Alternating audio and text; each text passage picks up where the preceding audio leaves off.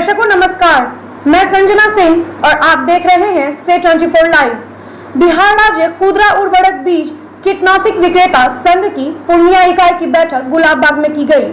कार्यक्रम की शुरुआत प्रदेश अध्यक्ष निरंजन कुशवाहा के द्वारा दीप प्रज्वलन कर किया गया। वहीं मंच का संचालन प्रदेश के महासचिव भरत कुमार भगत ने की। बैठक में संघ के पूर्णिया जिला अध्यक्ष का चुनाव होना था, जिस पर सभी विक्रेताओं ने चुनाव न कराकर किसी एक के नाम पर मनोनयन हेतु प्रदेश अध्यक्ष निरंजन कुशवाहा को अधिकृत किया है। कार्यक्रम में खुदरा विक्रेताओं ने अपनी समस्या से सभी साथी को अवगत कराया। विक्रेताओं ने थोक विक्रेताओं पर कई गंभीर आरोप भी लगाए हैं। विक्रेताओं ने कहा कि पहले थोक विक्रेताओं द्वारा 245 रुपए तक यूरिया खाद दिया जा रहा था, वहीं अब 260 रुपए में यूरिया मिल रहा है। फिर सिर्फ 6 रुपए के लिए कैसे धंधा करें, जबकि उन्हें अलग से जीएसटी, गोदाम भाड़ा, स्टाफ खर्च लग रहा है। वहीं सुदूर ग्रामीण क्षेत्र के विक्रेताओं का कहना था कि किसान को 266 रुपए में यूरिया देने हैं, जबकि 270 रुपए तक भाड़ा खर्च पड़ जाता है। ऊपर से अधिकारी 266 रुपए 50 पैसे में बेचने को मजबूर कर रहे हैं, नहीं तो लाइसेंस रद्द किए जाने की धमकी भी दे रहे हैं। बैठक में सर्वसम्मति 266 रुपए 50 पैसे पर ही खाद बेच की बात हुई। वहीं कमीशन बढ़ाने की सरकार से मांग की जाएगी। वहीं कई दुकानदारों ने अधिकारियों पर क्रिय वक्रिय पंजी साधारण करने के नाम पर दोहन शोषण का आरोप भी लगाया है।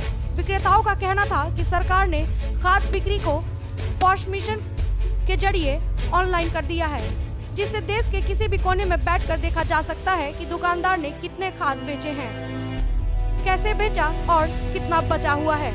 जब सारा डेटा मौजूद है, फिर भी रजिस्ट्रार में उसी चीज को दुकानदार को लिखने पर मजबूर किया जाता है। नहीं करने पर कालाबाजारी के आरोप में केस करने की धमकी दी जाती है, जो किसी भी दृष्टिकोण से उचित नहीं है। प्रदेश अध्यक्ष निरंजन कुशवाहा ने विक्रेताओं की सारी बात को अवगत करते हुए उसके बारे में जिला कृषि पदाधिकारी से मिलकर इसका हल निकालने का भरोसा दिलाया है। आज पूर्णिया जिला में जो बैठक रखा गया, ये सभी प्रखंड अध्यक्षों का, प्रखंड कमेटियों का एवं जिला कमेटियों का बैठक है। कुछ गणमान्य विक्रेता सदस्य भी इस बैठक में भाग लिए हैं। बैठक का मुख्य उद्देश्य ये था कि अभी जो बदलाव हुआ है पिछले 1-2 महीने में, उसके बाद जिस तरह से विक्रेता कंफ्यूज हैं, कई जगह किसान को भी समझ में नहीं आ पा रहा, कई जगह अधिकारी जो है अलग अलग तरीके से काम कर रहे हैं। तो इन सभी बातों को से पूर्णिया के विक्रेताओं को एक साथ बैठकर अवगत कराने का एक मकसद था इस बैठक से। दूसरा यह था कि चूँकि मैं 2017 से ही इस पूर्णिया जिला बिहार राज्य खुदरा उर्वरक बीज कीटनाशी विक्रेता संघ का अध्यक्ष हूँ, और इधर जो लगातार बदलाव के कारण बिहार के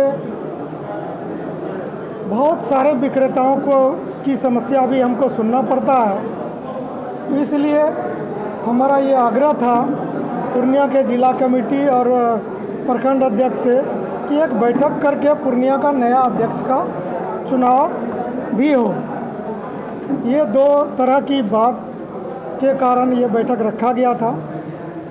मोटा मोटी एक तरह का बात जो समस्याएं हैं विक्रेताओं को बदले हुए परिस्थिति में व्यापार करने में, ये बात पर सभी तरह का सुझाव और समस्या आ चुका है।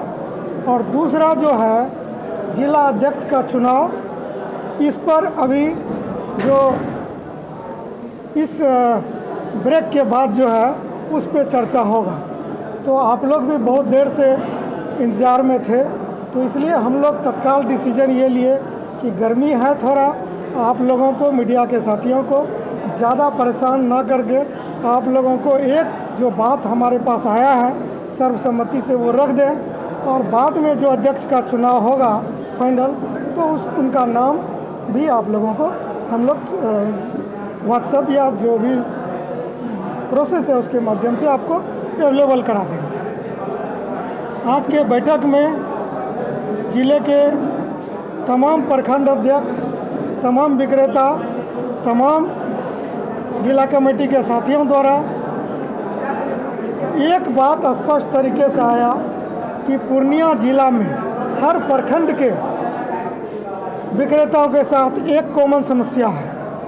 समस्या यह है कि पिछले 1.5 साल से अनुज्ञप्ति के नाम पर चालान पास कराया गया, 1 बार 2 बार, उस कोई नियम व्यवस्था सटीक नहीं था। कार्यालय का, कृषि कार्यालय का, कभी प्यून मालिक बन जाता था, कभी कर्मचारी मालिक बन जाता था। तो विक्रेताओं को तो बहुत सारा समस्या था। जैसा उनको बोलता था कि इस प्यून को दे दो, तो वो कर्मचारी को दे दो, तो उन्होंने वैसा एप्लीकेशन या जो उसका शुल्क है या जो उसका पेपर है, वो जो उसका जो पेपर उसमें लगता है लाइसेंस बनाने में, वो उनको सुपुर्द किया। और जिला कृषि पदाधिकारी जो इससे पूर्व थे, आप लोगों को पता है, भ्रष्टाचार में वो उनको जेल जाना पड़ा और अभी तक भी जेल में है। उन्होंने कोई काम नहीं किया। ये हम लोग का उस समय भी मांग था। कोई काम नहीं किया, कोई लाइसेंस नहीं बनाया, पैसे का उगाही पूरा हुआ। फिर जो जिला कृषि पदाधिकारी जो अररिया के थे, वो उनको प्रभार मिला पूर्णिया का, तो उन्होंने भी 6 महीना तक अपना पल्ला झाड़ के ही रखा। कोई काम मोटा मोटी विक्रेताओं का या किसानों का उन्होंने भी नहीं किया। इसके बाद अभी जो वर्तमान में जिला कृषि पदाधिकारी आए हैं, इनको हम लोग संगठन के माध्यम से इन बातों से अवगत कराए। श्रीमान संयुक्त निदेशक को भी सीसी के रूप में उनको भी इन बातों से अवगत कराए, लेकिन आज तक जिला संगठन को जिला कृषि पदाधिकारी महोदय के द्वारा इन बातों का, लाइसेंस संबंधी मुद्दे का जो समस्या है, उसका कोई जवाब लिखित नहीं है। ये एक बड़ा समस्या है, लिखित जवाब नहीं आया। तो आप लोगों के माध्यम से हम जिला कृषि पदाधिकारी से भी आग्रह करेंगे कि हम आपको जो लिखे हैं उसका जवाब कम से कम दीजिए, दिशा निर्देश आप जारी करिए उन विक्रेताओं का क्या होगा और कैसे उसका समाधान निकलना है। एक ये सब बड़ी समस्या है। दूसरी समस्या जो है, सरकार के जीरो टॉलरेंस नीति पर जो व्यवहारिक समस्या उत्पन्न हुआ, हम लोगों ने पहली बार सरकार के एमआरपी पर खाद बेचने की नीति का सपोर्ट किया।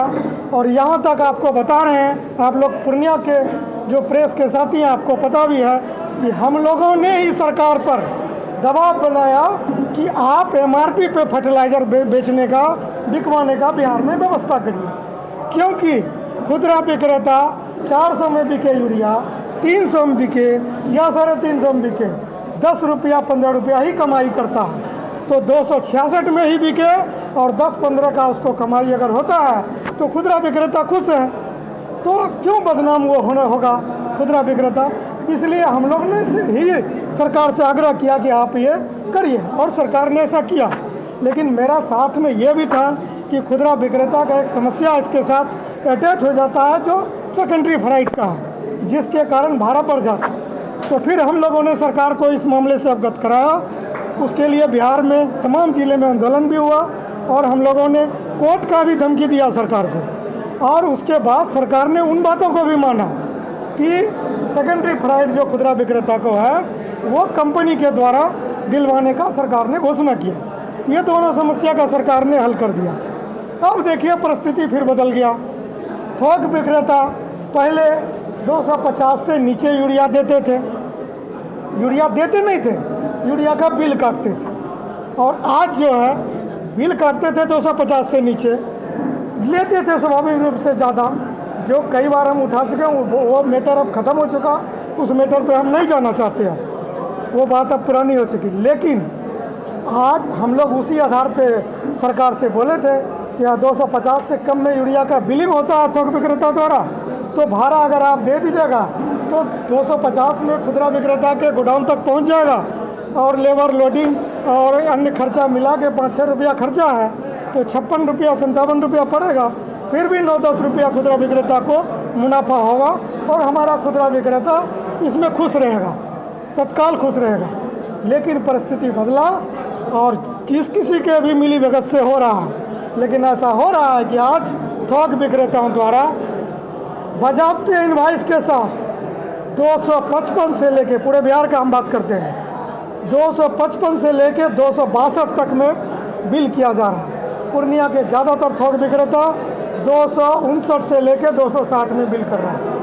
और ये सारा कागजात, सारा बिल, मतलब सारा नहीं लेकिन हर ज़िले से हम लोग ने कलेक्ट किया है कि वही थोक विक्रेता वही यूरिया को, वही DAP को 2 महीना पहले किस रेट में बिल करता था, आज वो ऊंचे दर पर बिल कर रहा है। और यहाँ तक भी हम बता रहे हैं कि सेम समय में एक ही जिला में 2 थोक विक्रेता है, 5 थोक विक्रेता है, एक ही यूरिया को वो पांचों ने अलग अलग रेटों पर खुदरा विक्रेता को बिल किया। वहाँ थे खुदरा विक्रेता।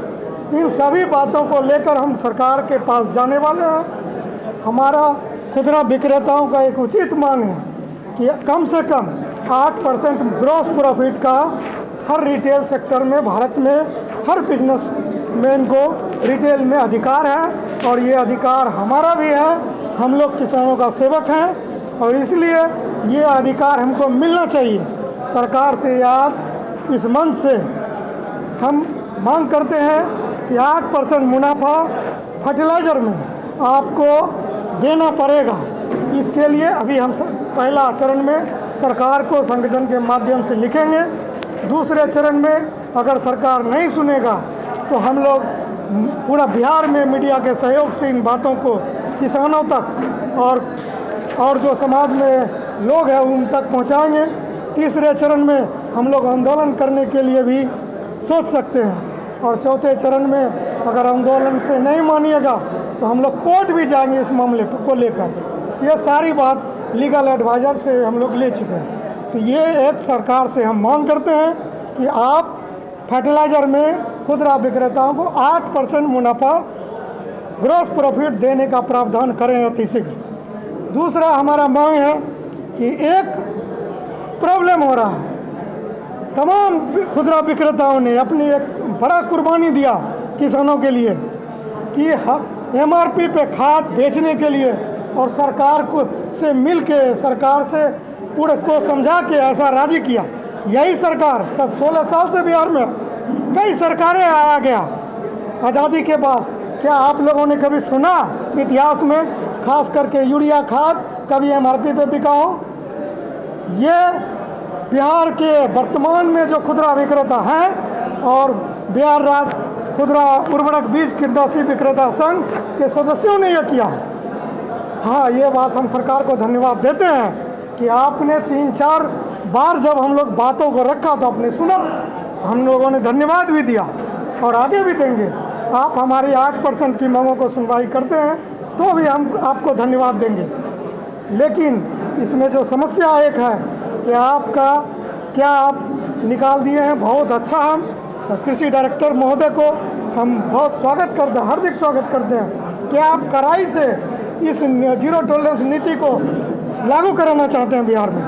हम आपको धन्यवाद देते हैं, लेकिन महोदय आपसे एक बड़ी शिकायत है। इस खुदरा विक्रेता संघ के मंच से हम आपको अवगत कराना चाहते हैं कि किसान जो जेन्युइन है वो उनका दर्द हम लोग समझ रहे हैं, सभी खुदरा विक्रेता समझ रहा है, लेकिन किसान के भेष में पूरे बिहार में कुछ दलाल भी हैं जो खाद खरीदा भी नहीं और आपको व्हाट्सएप पे सूचना दे रहा, आपको टेलीफोन पे सूचना दे रहा, और आप वहाँ से नोटिस निकालते हैं कि इस पर कार्रवाई की जाए। आपसे नम्र निवेदन है कि आप बिना जांच पड़ताल के कार्रवाई ना करें। अगर ऐसा आप करेंगे तो यह अन्याय होगा, और अन्याय के खिलाफ यह संगठन लड़ते आया है और फिर लड़ेगा।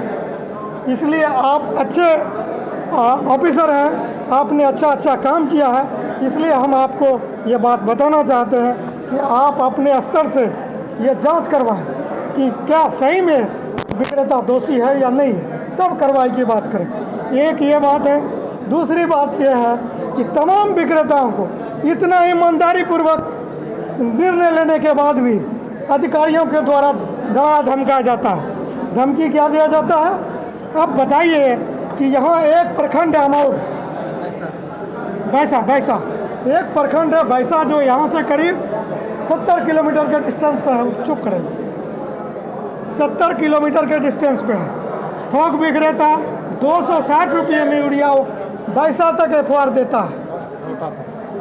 हाँ, रौटा तक एफआर देता है। रौटा जो प्रखंड मुख्यालय एफआर वहाँ तक देता है 260 रुपये। अब देखिए एक एग्जाम्पल हम दे रहे हैं, ये तमाम बिहार का ये समस्या है।